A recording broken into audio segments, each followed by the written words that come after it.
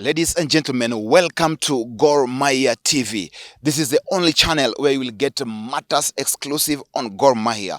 And right now, we are about to roll a very, very interesting feature about the faces behind the champions. As you know, Mahia have now been crowned the 21st champions, the 21st league champions of Kenya, and no any other team can even come closer to that. And this is the reason why it's important for us to get to know the faces behind these very champions. And as a matter of fact, we are going to be giving you a series of interviews, features on just who are these people who are behind these champions. Yes, often people look at the manager, people see the technical bench, people look at the players, but then there are other silent players who play some very essential roles in ensuring that this team becomes the champions year in, year out. Leave alone the management, leave alone any other person, but now the playing unit and the technical bench, people who sweat every day to ensure that success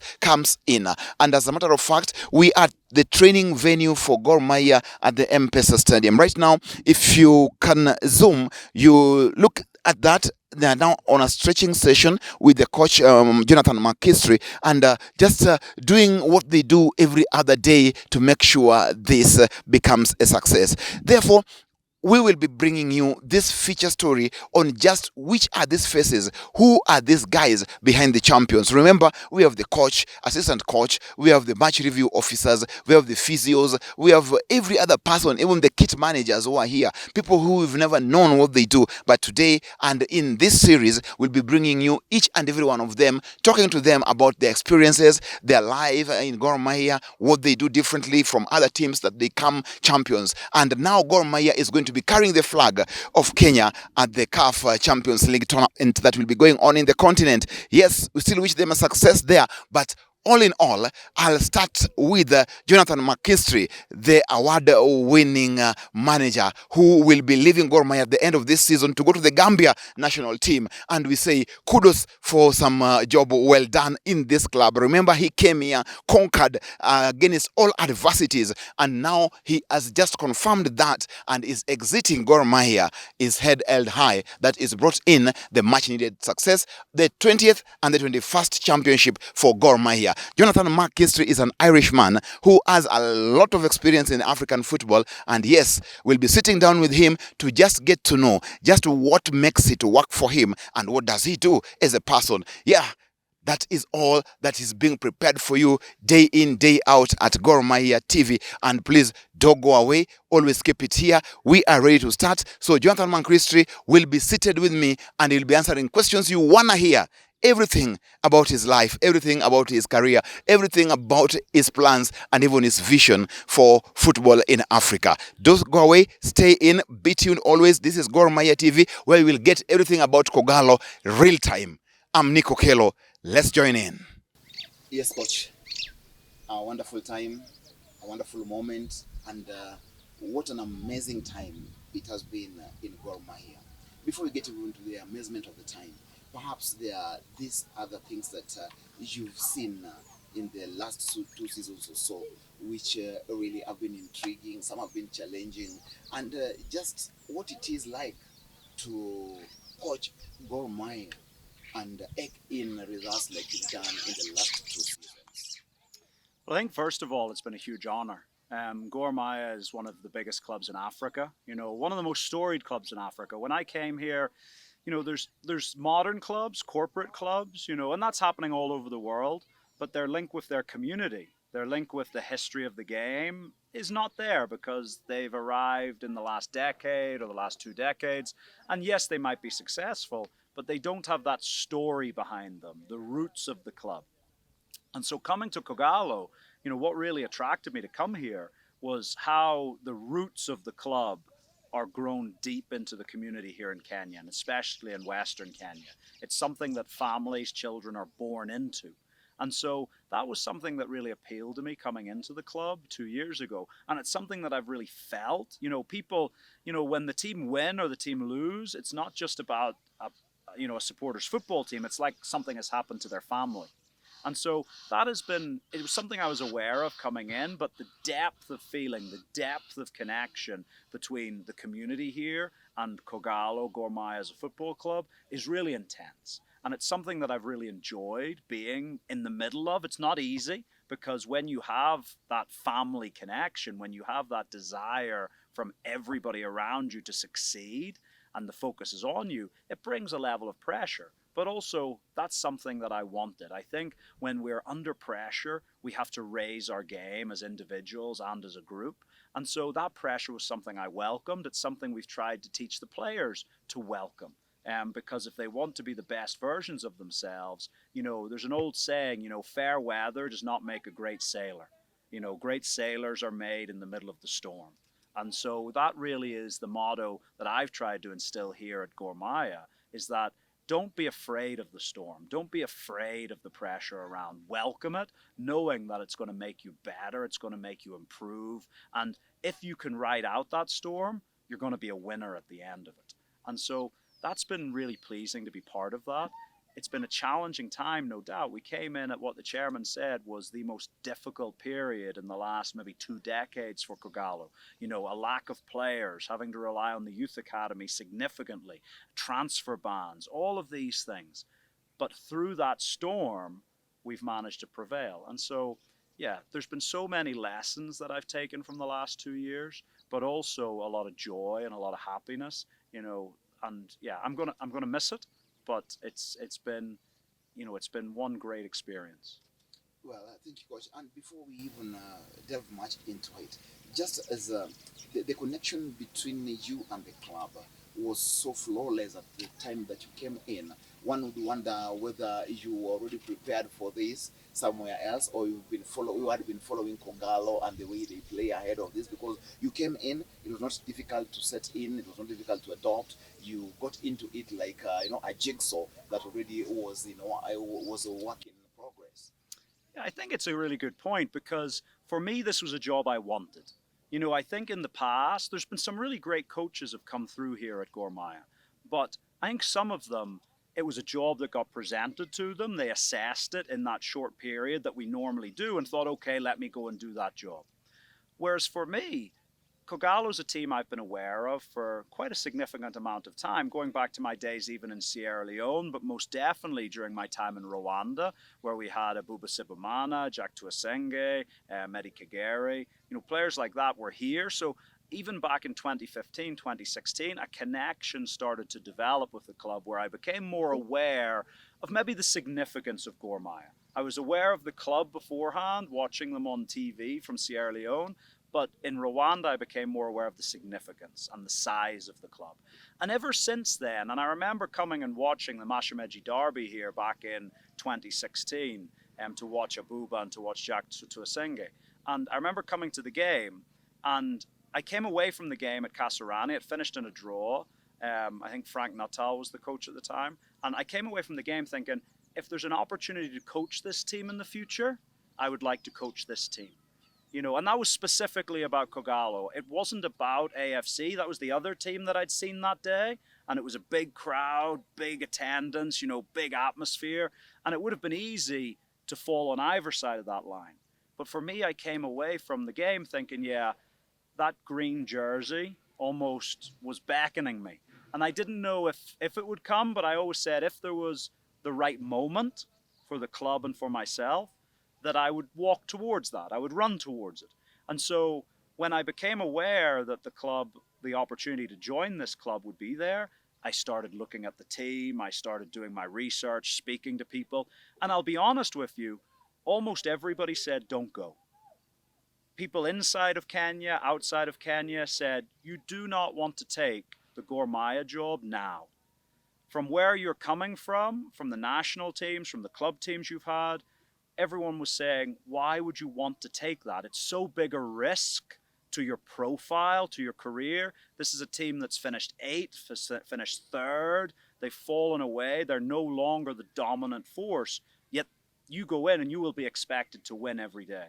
And under a transfer ban, the issues we had swirling around the club, even within Kenyan football, I would say 90% of people who I spoke to about this job said, don't go, don't go. But I knew what I can bring. I'm always confident in what I can bring.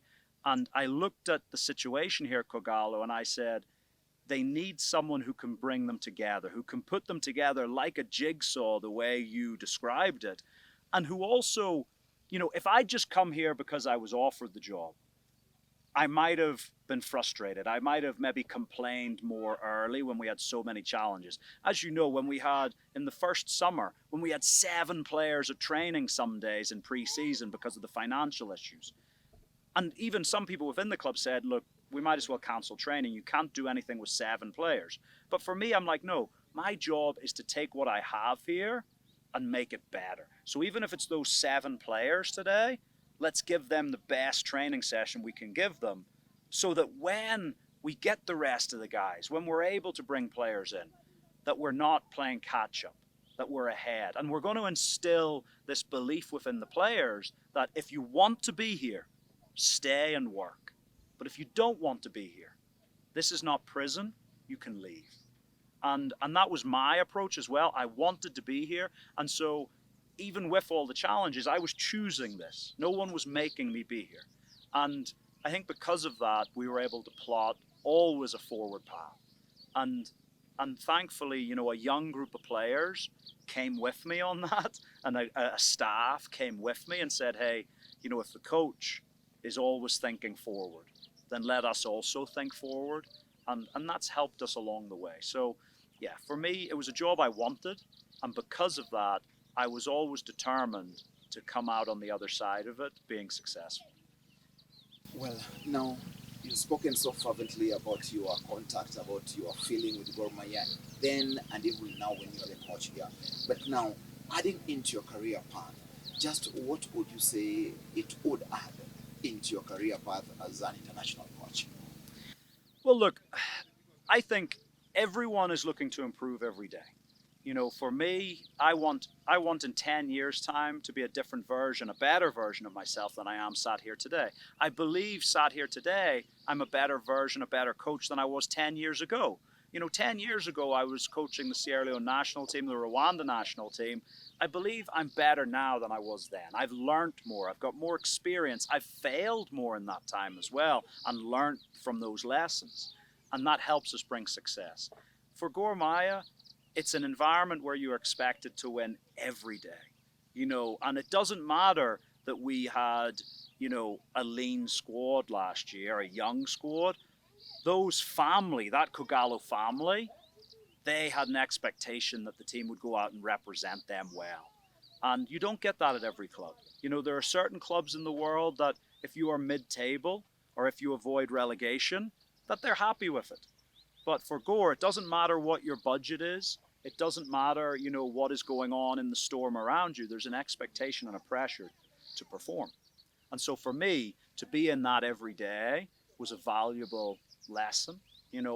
I've been in those situations before in international football, but in international football, you get a pressure release because you play maybe in the first week in September, and then you don't play again until the second week in October. So you get time to recover from the highs and the lows. Whereas here at Kogalo, you might have a significant high on a Saturday, but on Wednesday, you've got to perform again. So you have no time to celebrate, no time to take a lap of honor. You've got to keep pushing in order to be continuously successful. And so I think that's been a big, I really value that experience here, and so I think for everything that I hope that I've given to Gor Mahia, from my experience, from my expertise, I also know that I take something with me. I take lessons, I take experience, I take personal growth with me, and I also take a lot of friendships with me as well. So, yeah, I just think the last couple of years have been hugely valuable to me as a person, both on and off the field. Well, coach, I think you've statistically you've handled roughly about 60 to 70 games for Gor Mahia put together.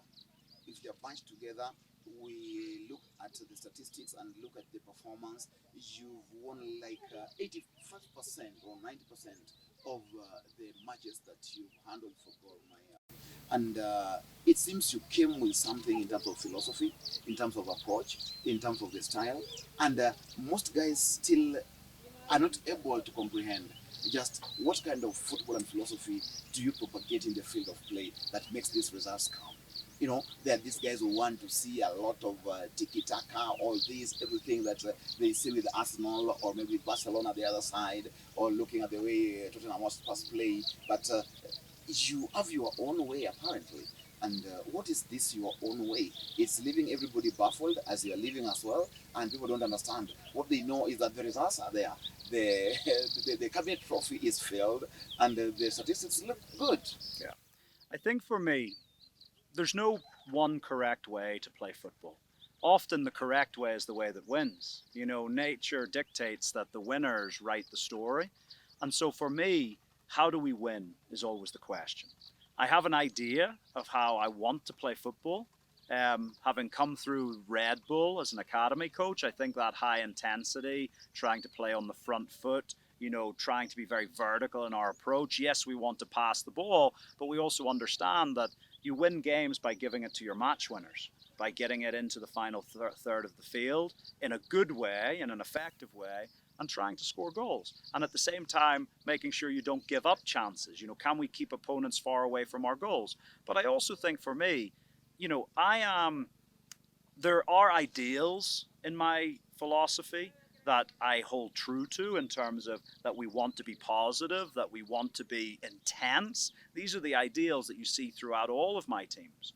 But at the same time, I'm a little bit of a pragmatist as well, in the sense that I understand that if you are playing at home to a team towards the bottom of the league, you can maybe dominate the game in a way and play in a way that you can't necessarily expect to do against in an away game against your direct rival.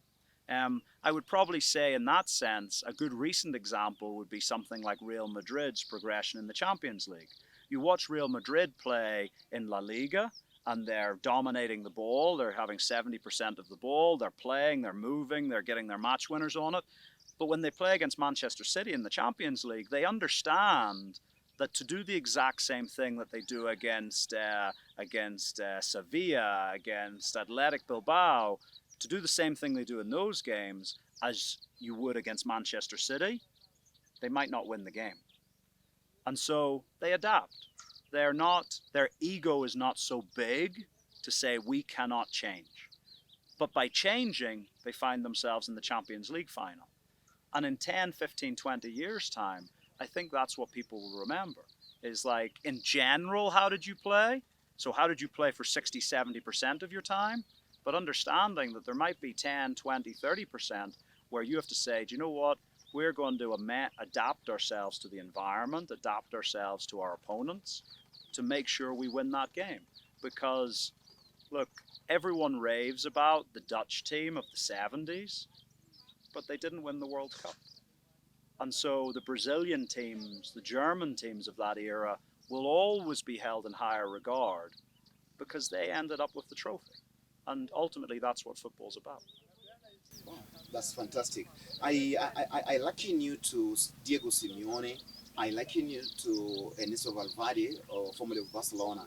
And to some extent, I also see you've got some traits with the former Tottenham coach now in Chelsea.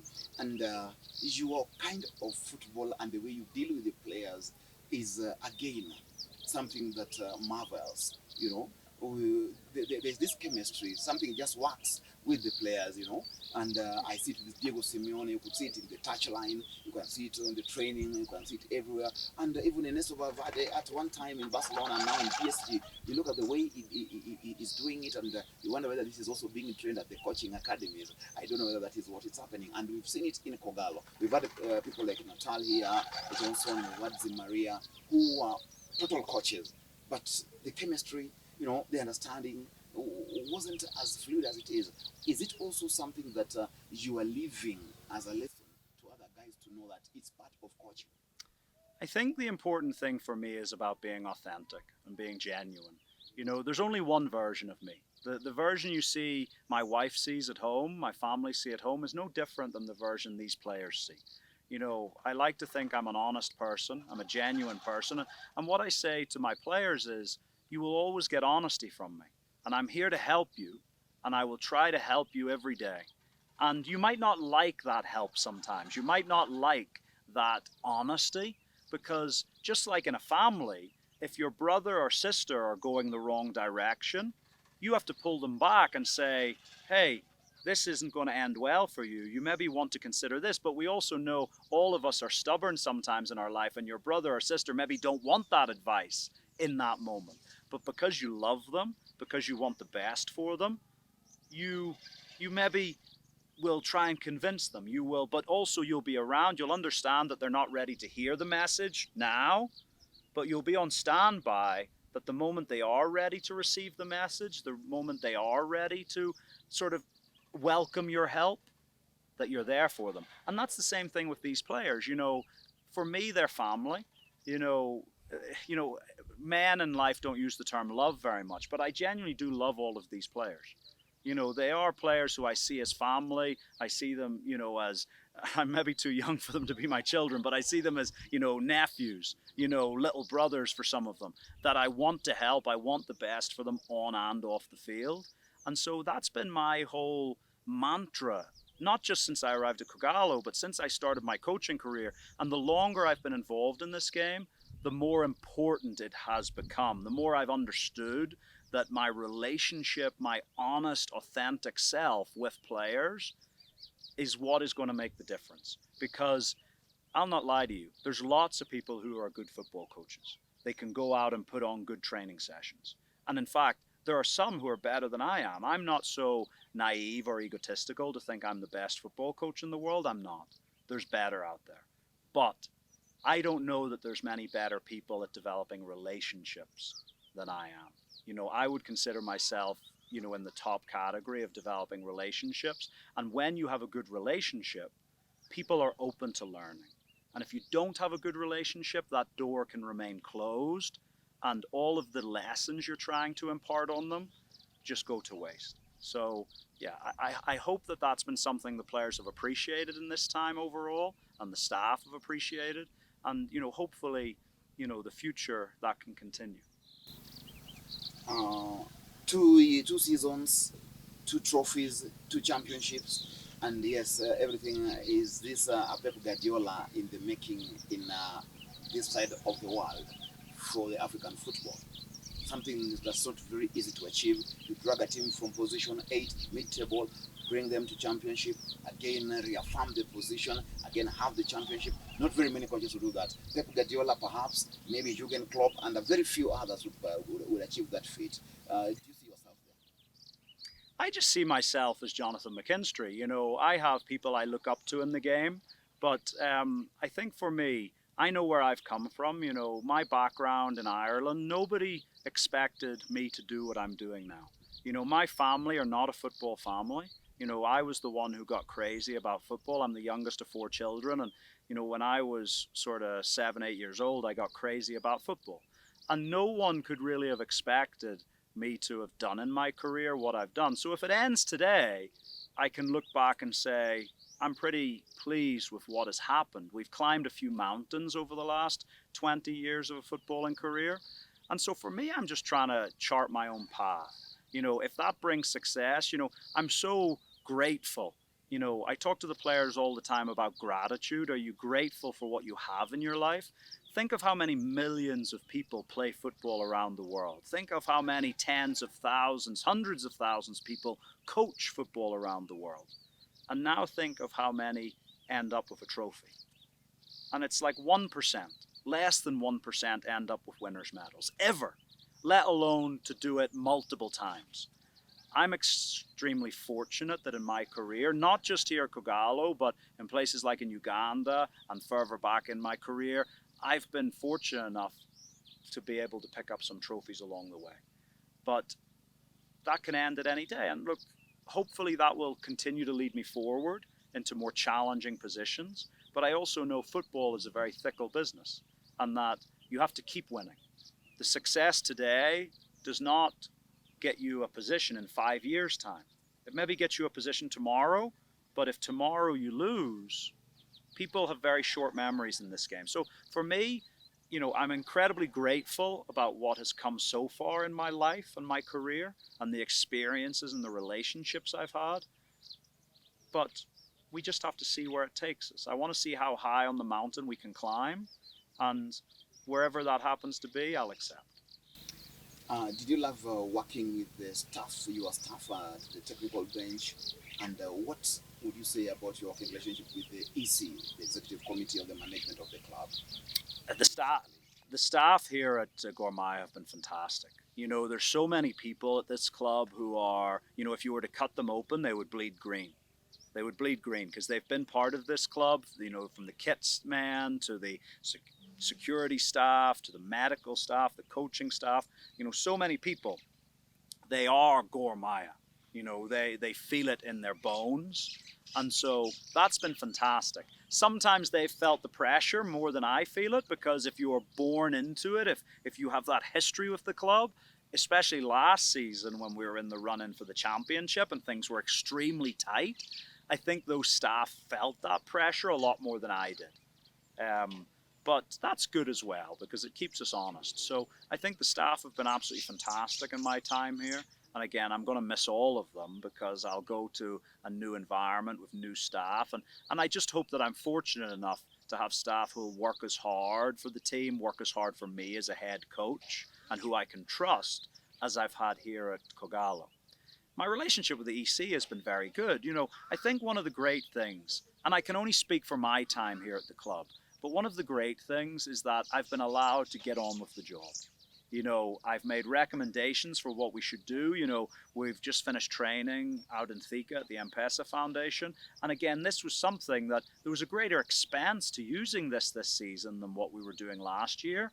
But the EC believed in what I wanted to do with the team. I said, if we have better facilities, we can increase the gap between us and our rivals. And that's proven to be the case. But they have to look into the future and have trust that my vision is going to come true.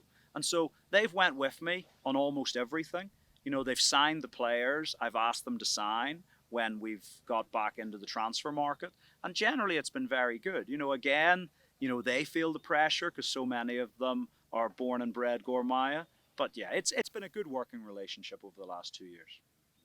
Okay, now you are acclaimed national team coach for other teams like in Uganda and in other places. Now you are exiting to the Gambia, a relatively not seriously a footballing nation as it were in Africa, but having the success that you had here and other places, you expected to go and do so much. I don't want to interview for them though, but I know it's a gigantic task on your shoulders because you still have to go there and prove again that it wasn't not only at Kogalo. This is my way of doing things. I'm a winner in every sphere that I get into. What do you think about this? The Gambian challenge, the Gambian responsibility, the task ahead of you?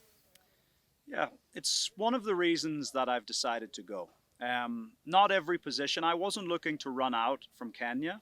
I'm very happy in life here. My life, the challenge here at Kogalo has been fantastic. But sometimes in life you don't get to choose when doors open in front of you. And then you just have to make a decision of, do I walk through that door? Do I take that opportunity? The Gambia is one such opportunity, for a very small nation. Now, I personally come from a very small nation in Northern Ireland. And so I know what it's like to be small in size, but have high ambitions and high success at times. And if you look at the Gambia, over the last 5 years, they're in the top 5 nations in Africa for talent production. You look at their last 2 African Cup of Nations, a group stage performance and a quarter-final performance. You look now going into the future, and the squad that we'll name for the opening games has a value of almost 60 million euros. That's 3 times the value of the Kenyan national team squad. We have around 100 players playing in Europe, with about 80% of them playing in the top divisions of their countries. We have several players valued in excess of $10 million.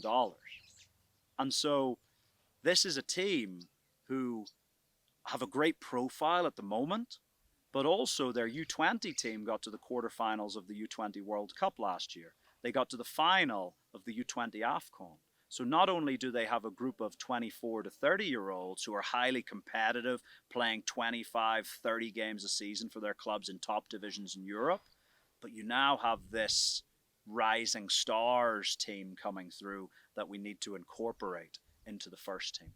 And that's going to be a big challenge. It's a great challenge to have because you want to work with talented players.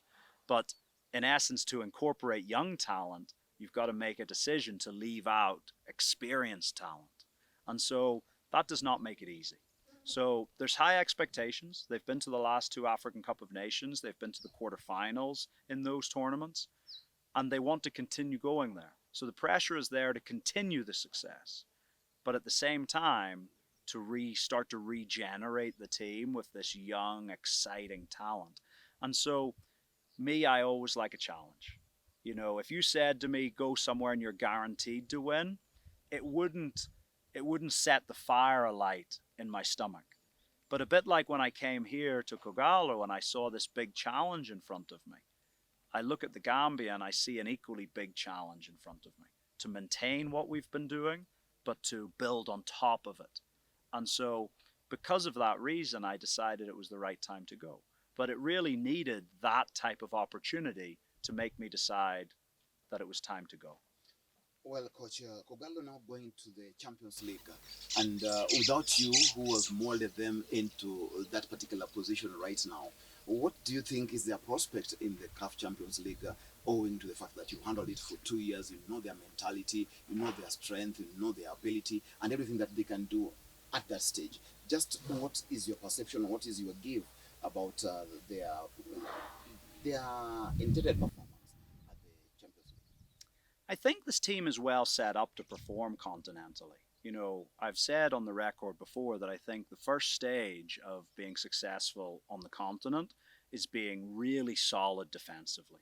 Yes, you need to score goals at the right time, but if you concede sloppy goals, as we've seen on occasions from Gor Mahia in the past, when maybe they've been knocked out in the qualifying rounds, it's hard to recover continentally. If you concede 1 or 2 goals, it's hard to score 3 or 4 in international fixtures. We have kept 20 clean sheets this season in 30 games. We have, conceded only 13 goals in 30 games. We could maybe set a new record for Kenyan football in terms of clean sheets before the end of the season. So defensively, and that's not just about the goalkeeper or the back four, it's about everyone from the striker all the way back doing their work, being willing to work together as a team to make sure structurally we're very solid and compact. And then from that, it gives us a platform to go and attack and perform and win games. Now, I know that the executive committee, the people who are responsible for the future of Kogalo, will make a good decision, I'm sure, about who the next leader of the team will be. But my understanding is that they want it to be someone who will take this group and continue to grow them. They don't want someone to come in and dig up the garden and put new plants in. They want someone to take what we've already started growing, because we also have to remember, this is a very young team. 2 weeks ago when we played Maranga Seal, every player in the starting 11 was under 23. Every player. We are the 4th youngest squad in the KPL. That is, to be 10 points clear at the top and have the 4th youngest squad is not a common, lineup, is not a common alignment. So it's a young squad. And so whoever comes in has a great opportunity to continue to teach those players and to guide them forward. The Champions League is obviously a huge challenge, but the other challenge is the dynamics of African football have changed. If you think back to, I believe it was 2019, when Kogalo had their great run to the quarterfinals of the CAF Confederations Cup. But let's not forget that they had lost in the qualifying rounds for the Champions League and been knocked into the Confederations Cup. So at that time, if you were the champion of the country, of any country in Africa, you got a second chance to go into the Confederations Cup. But the rules have changed now. So now, this summer, Kogalo will go into 3 qualifying rounds for the Champions League, and should the team lose in any of those qualifying rounds, there is no second chance. You don't go into the Confederations Cup now. They are isolated tournaments. no Kenyan team has ever qualified for the group stages of the Champions League. And so the task in front of the team is significant.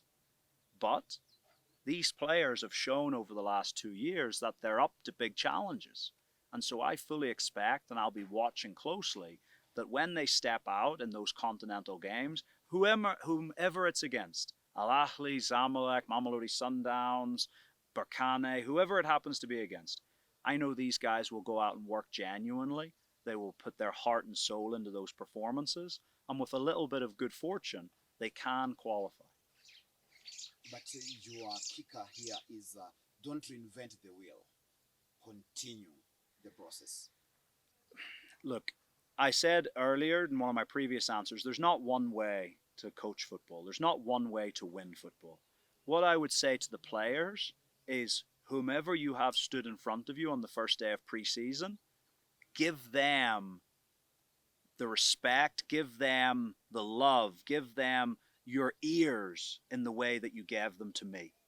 Even if they do things differently, and they will do some things differently, because I have never met any coach who does things the same as the one stood to his left or right.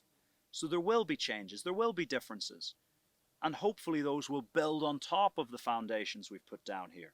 But what I would say to players is, and staff and supporters, is don't look at any new coach and say, oh, but the previous coach did that.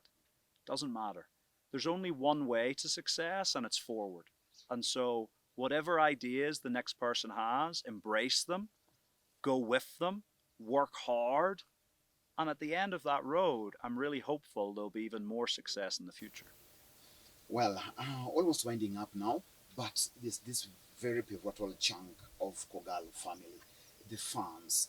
Some of them have been very fond of you right now. I see during your post-match interviews, all of them want to mill around you while giving your interviews. They've found this camaraderie, the kind of chemistry that, again, you've had with a number of them is just astounding.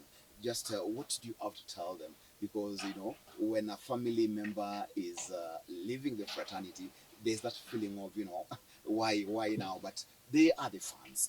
They have formed this chemistry with you. They've been with you, some of them, each and every game in the last 2 seasons. And indeed, it speaks volumes about their commitment. What do you have for them? Yeah. You know, for me, getting to know the Kogalo fan base, the Green Army, over the last 2 years has been so fulfilling and rewarding. For me, I'm a football fan. You know, I remember as a 10-year-old going with my uncle home and away all across Ireland, you know, every season, not missing a game. Didn't matter what the weather was like, you know, rain, sun, snow, wind. You know, every Saturday we would travel the length and breadth of Ireland, you know, to watch football. And so I understand that fandom. I understand that passion that the Kogalo fans have for this club. And so I embrace it. You know, I am one of you. Now I'm no longer going to be the head coach, but I will always be a Kogalo fan. You know, and in the future, I look forward to coming back and, you know, watching the game with a little less pressure on me from the stands and enjoying that environment. But it's been really rewarding to see over the last 2 years the numbers of fans coming back to the stadiums, because Kenyan football has had a challenge in recent years, not just with the COVID pandemic, but prior to that with some of the politics that sort of seeped into the game, that the crowds across the league started to go down. But now we're starting to see, you know, bigger crowds. You look at the Mashemeji Derby only a few weeks ago, the biggest crowd for a game in Kenya in 10 or 15 years. You look at our game against Shabana in Kisumu recently. Again, a big crowd. When we played in Homa Bay earlier in the season, a packed stadium. So again, for me, the supporters, and especially those supporters, you know, one weekend I will see them in Bungoma supporting us against Nzoia, but the next weekend I will see them in Mombasa supporting us against Bandari. And I know that it is not cheap. People have to spend their hard-earned money to travel up and down the country, to buy the jerseys, to get accommodation, to buy their match tickets. And so that passion, that is the gold dust. That's the sparkle that ignites a football team. You know, during the COVID pandemic, all of football understood how important supporters were. Playing in front of empty stadiums was not fun. Everyone looks at a new football stadium and says, oh, that's a wonderful stadium.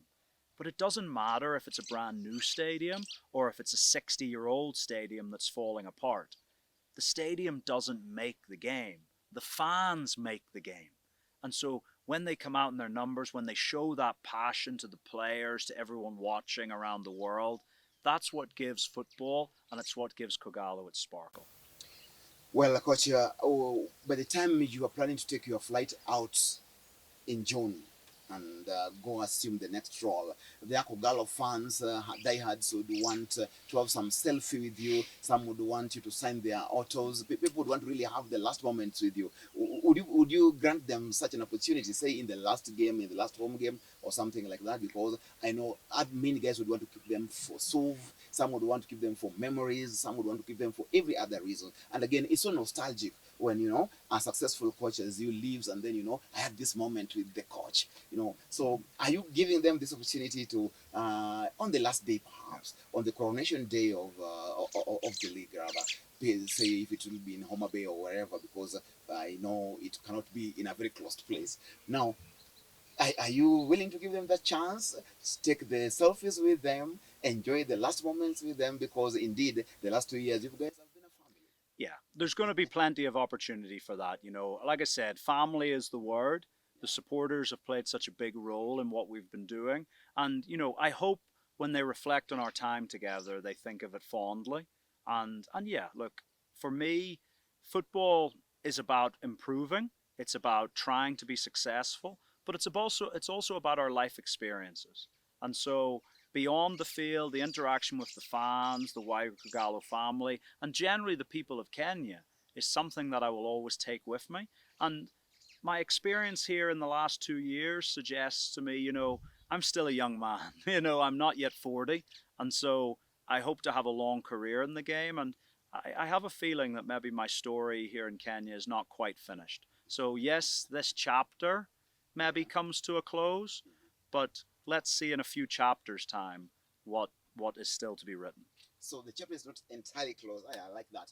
But now, coach, as we wind up, Kenyan football, your honest assessment of Kenyan football, where it's headed to, is it in the right trajectory?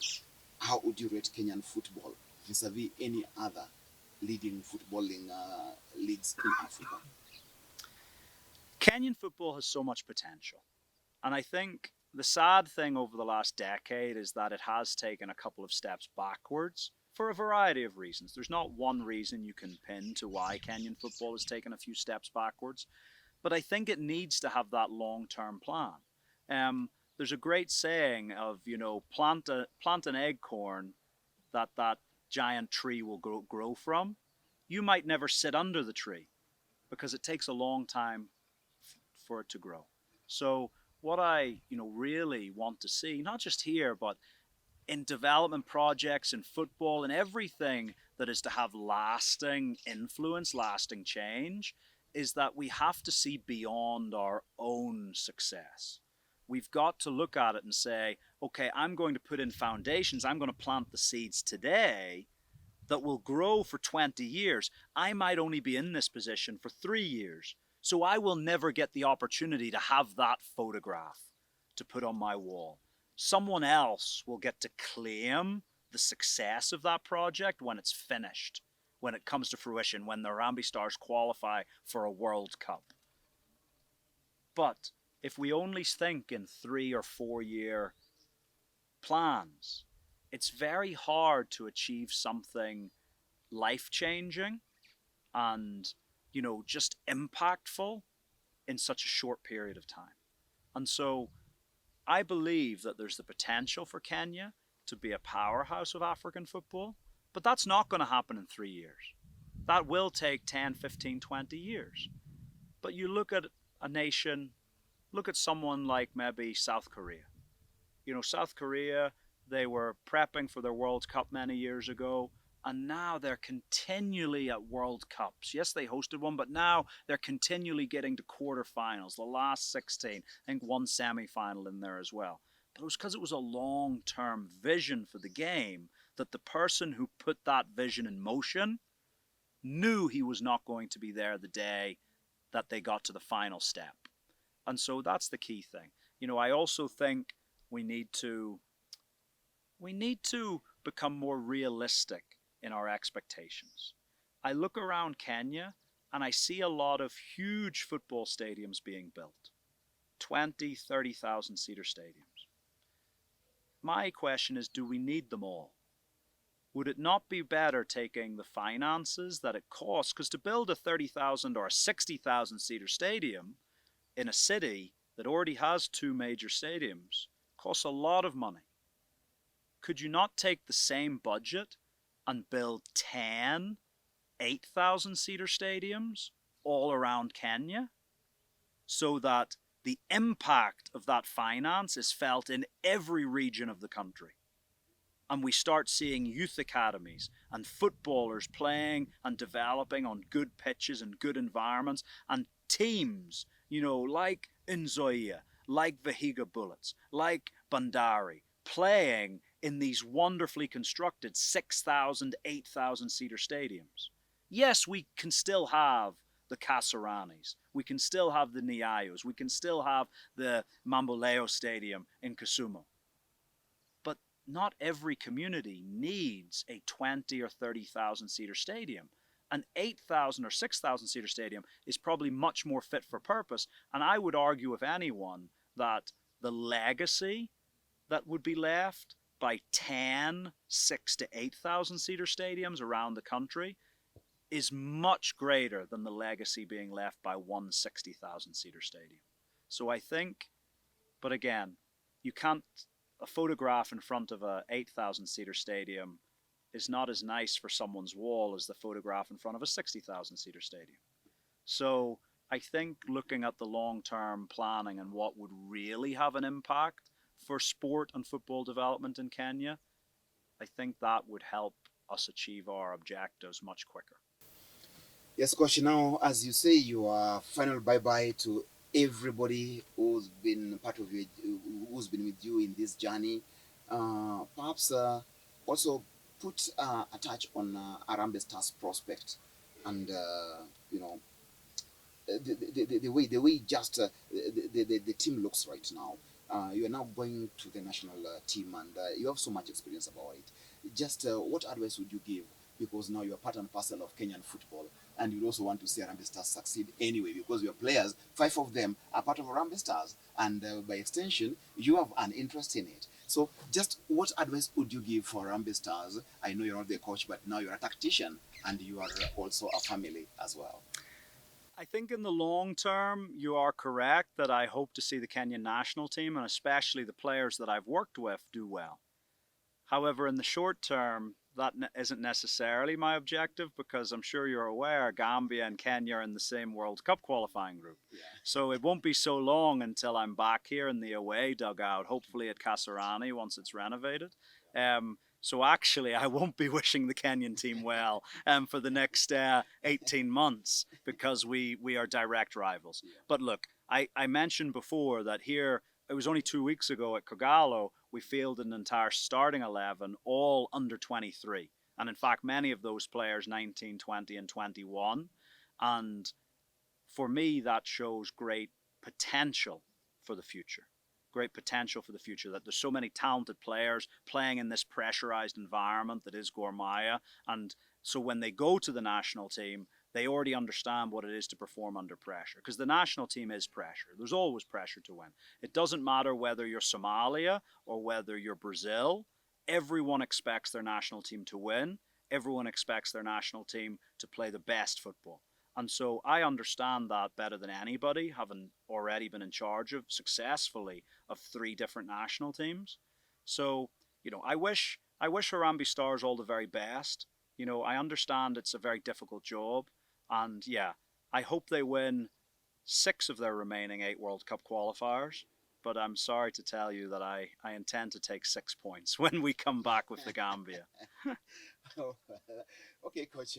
It's been nice, but I know you also want to see Austin, Omala, Joshua, and Caleb somewhere in the next 2 seasons. Where, and then say your bye to all of us.